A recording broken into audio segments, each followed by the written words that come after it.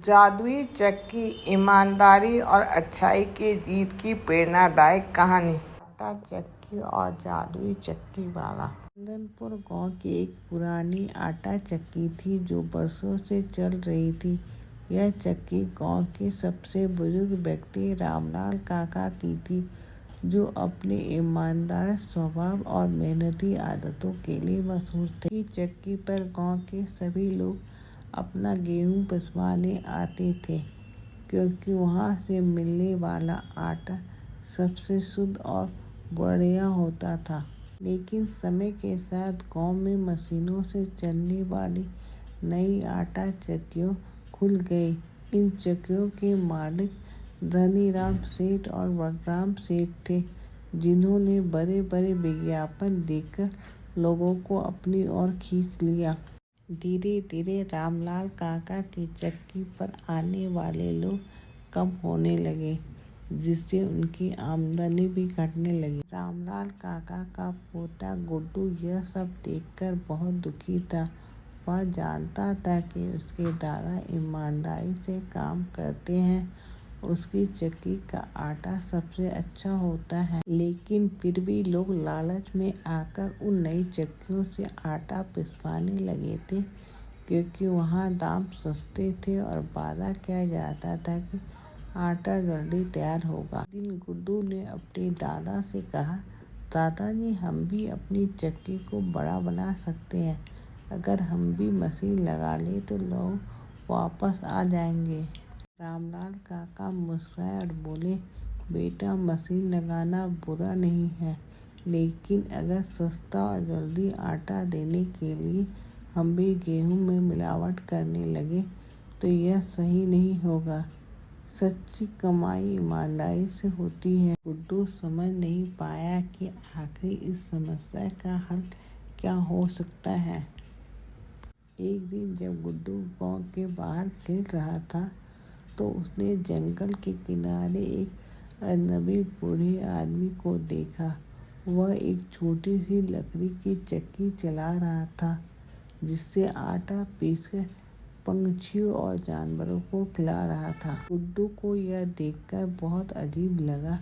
उसने हिम्मत करके बूढ़े आदमी से पूछा, बाबा, आप जंगल में अकेले चक्की क्यों चला रहे हैं? वह मुस्कुराया और बोला, बेटा, यह कोई साधारण चक्की नहीं है। यह एक जादुई चक्की है जो केवल ईमानदार और मेहनती लोगों के लिए काम करती है। गुड्डू चौंक गया। उसने कहा, क्या यह सच है? क्या मैं इसे छू सकता हूँ? बूढ़े ने सिर हिलाया। गुड्डू ने जैसे ही चक्की का हैंडल घुमाया, अचानक चक्की से गर्म और ताज़ा आटा निकलने लगा।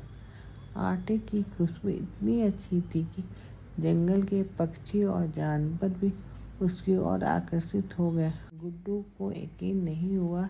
उसने बूढ़े से पूछा, बाबा, क्या मैं इस चक्की अपने दादाजी को दे सकता हूँ? बूढ़े आदमी से कहा, यह चक्की तुम्हारे दादा के लायक जरूर है, लेकिन याद रखना, यह केवल ईमानदारी से इस्तेमाल करने वाले के लिए ही चलेगी।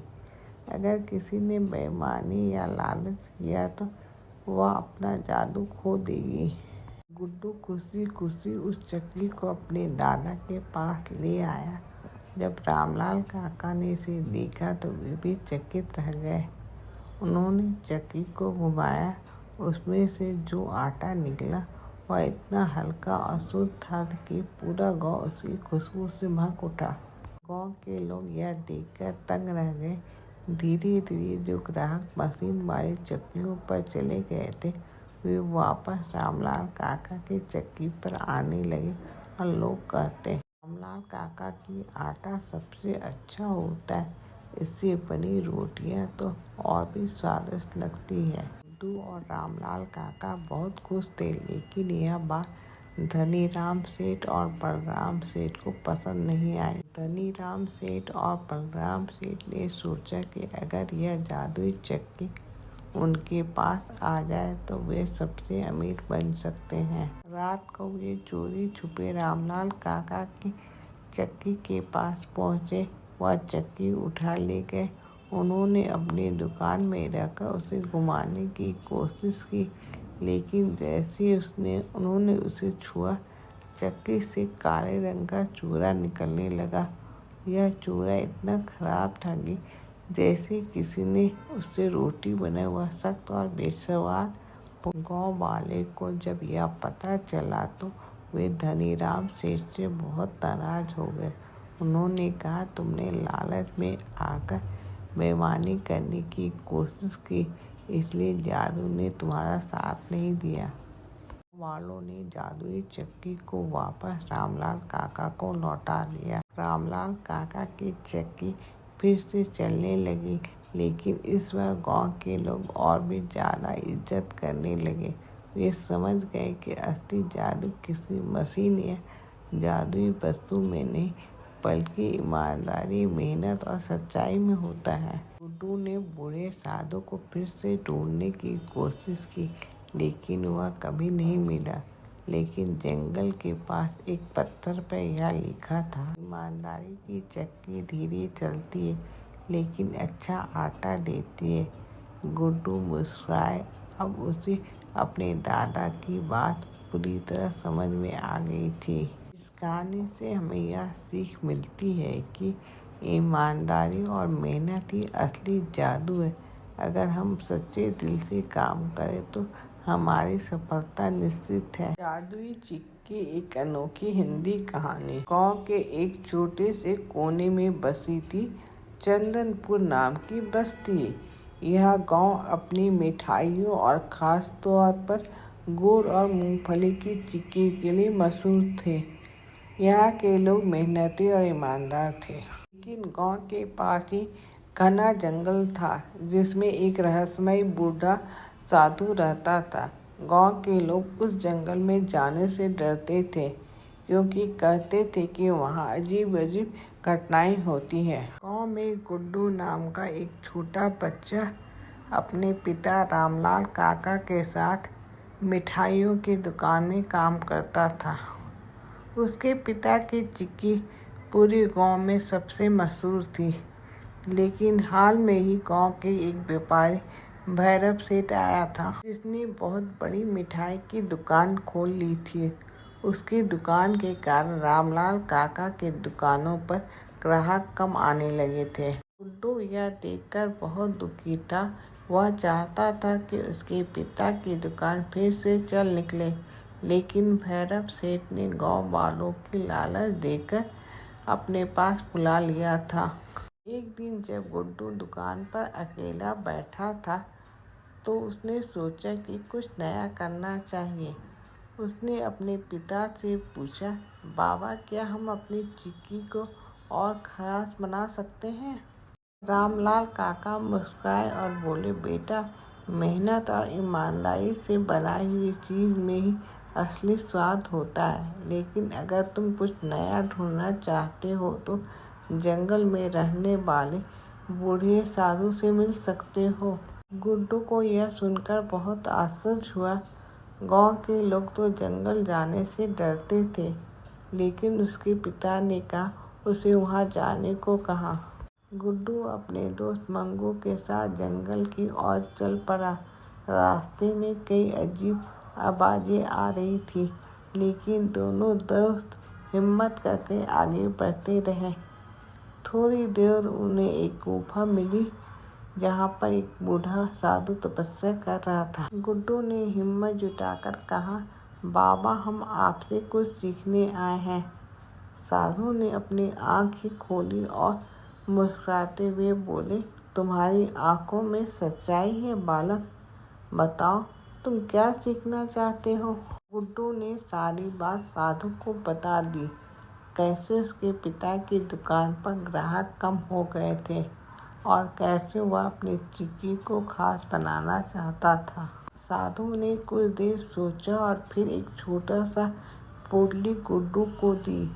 यह जादुई मसाला है, इसे तुम अपनी चिक्की में मिलाना, लेकिन याद रखना, यह केवल सच्चे दिल और ईमानदारी से काम करने वालों के लिए असर होगा, साधु ने कहा। गुड्डू ने धन्यवाद कहा और मंगू के साथ गांव की ओर लौट पड़ा।